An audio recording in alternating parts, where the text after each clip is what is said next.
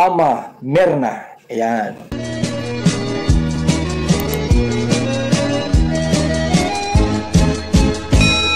Hello, good morning! Bibigyan ko ng reaksyon ngayon itong bagong magkakilala, bagong magkaibigan, at pwede rin natin sabihin na bagong love team ng Kalingap. Ito ang si Rose Ann at si Cedric.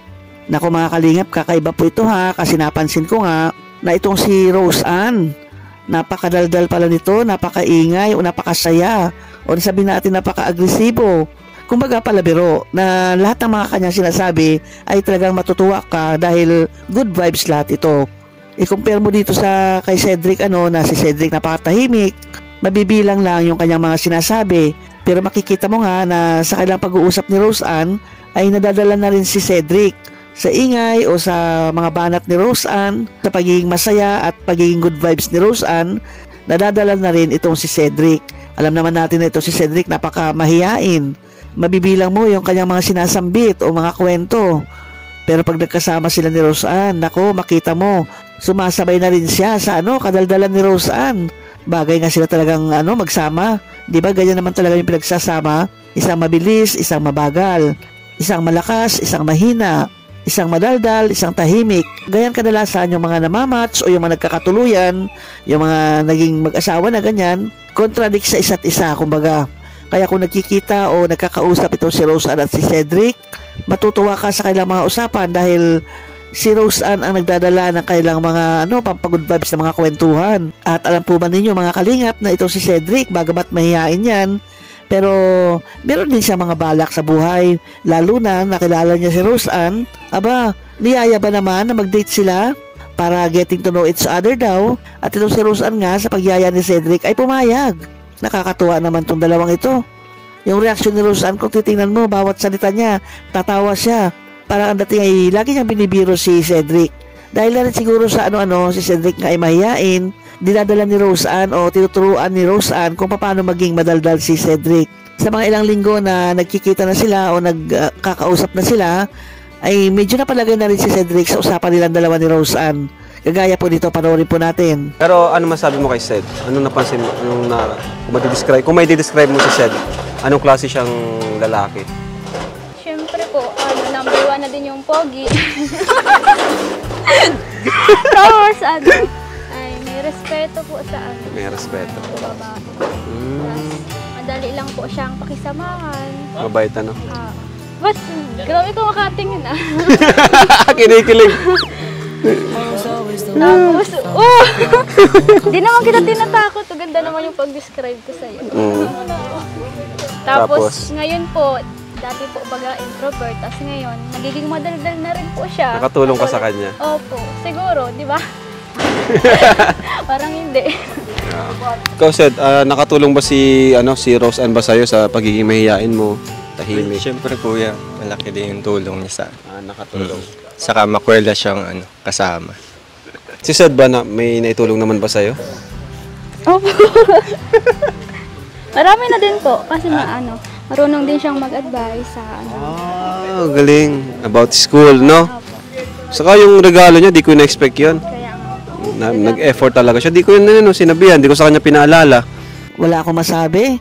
Mukhang ito si Rose Ann ang magdadala. Kung halimbawa magkaroon ng relasyon tong dalawang ito, si Rose Ann ang magdadala ng kanilang relasyon. Ngayon magkaibigan sila, si Rose Ann ang nagdadala ng pagiging masaya ng kanilang pagkakaibigan. Lalo na siguro pag lumalim ang kanilang samahan, di ba? Dahil si Rose Ann ang mas madaldal, si Rose Ann ang mas maingay, si Rose Ann ang hindi mahiyain. Alam po ba ninyo na ito si Cedric ay napaka-organized na tao pala nito, dahil maging dun sa date nila ay kailangan meron nakalista na gagawin kung anong dapat na gawin nila pag sila ay nag-date ni Rose Ann. Saan tayo mag-date? Ikaw yung kasi ako kasama lang. Basta sabi mo sa dagat lang din. Oo. Yung choice ko, pero ikaw kung saan mo gusto. Siyempre, yung choice mo yung susundin natin. Ikaw nga. Siyempre, ako, go lang kahit saan. Hindi ko alam kung anong plano mo. Basta sasama lang ako. Hindi rin kasi ako sanay sa makipag-date. Desibukan natin yung yung... Mag-ano na lang muna tayo. Maglista tayo ng to-do list. Oh, grabe yan. To-do list. Parang na-excite ako sa plano natin din. Yung may to-do list na. Sige, kahit unti lang yung lista, dagdagan na lang natin pag nandun na tayo. Sige, subala. Para yung sabi mo nga, may thrill din. Kaya nga. Pero Ngayon, baka yung thrill masyadong natin, wala tayong magawa. Okay lang, basta kasama ka naman kahit walang magawa. Yeah. Excited na. Ikaw? Excited ka ba talaga? Parang di naman. Parang di naman, basta yung excited mo. Pakiulit naman yung excited. Wait lang. Ayan nga, ay sinasaayos niya ang lahat ng bagay. At yan ay okay naman kay Roseanne, kaya walang problema yan. Kung anong gagawin nila, pag sila'y nag-date, saan sila mag-date, anong unang gagawin, nakalista talaga yan. Gaya na siguro yan dahil parehas silang first time at parehas silang inosente pa sa bagay ng ganyan. Kaya tingnan nga natin kung talaga masusunod yung mga nililista nila. Naglilista sila sa ngayon kung anong gagawin, naglilista kung anong dapat na gawin doon sa pagdidate nila. Pero pag nandun natin, tingnan nga natin kung masunod yung mga nasa lista na yan. Kung na-organize man nila yung mga bagay-bagay sa actual, hindi na yan organize. Palagay ko lang ha, automatic na yan. Maging automatic na yan. Kaya abangan natin yung first date ni Roseanne at ni Cedric para malaman natin kung totoo nga yung mga pinagsusulat nila dyan. Baka pagdating nga ng date nila ay lahat yan ay ma-wash out na. Pero hindi natin alam. Tanong ko lang, bagay ba sila?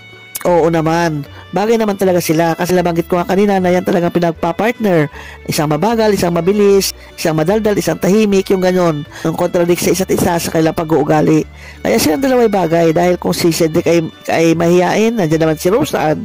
Siya madaldal kaya siya magdadala ng kanilang relasyon. Thank you po. Nagbabay ka na? Sed? Ano Bye-bye. yung babay mo sa akin? Ganun. Grabe to. Hindi naman. Napaka-natural na, bro. Parang di na lang kasi yakap. Bakit di mo lang doon yakap? Sige.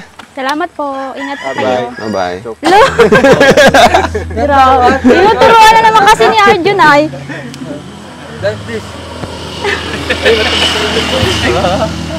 Babakla ka na naman sa akin, Arjun. Sige na. Tara na po. Salamat po. Abangan natin yan sa susunod na pagkikita nila. Salamat po muli sa inyong panonood. Hanggang sa muli. Bye-bye.